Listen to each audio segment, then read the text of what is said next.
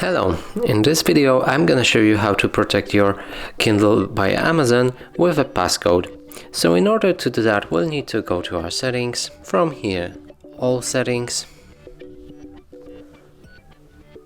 device options, device passcode, and here you can enter the passcode which will protect your device. So for me it's gonna be very simple, it's 1234. After doing so, press OK, and the passcode will be changed. And now when we lock our device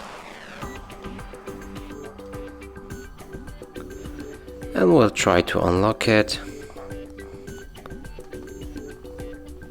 we'll need to enter the same passcode and press OK. And that's it for this video. Hope you like it. Please consider subscribing to our channel, leave a like and a comment below.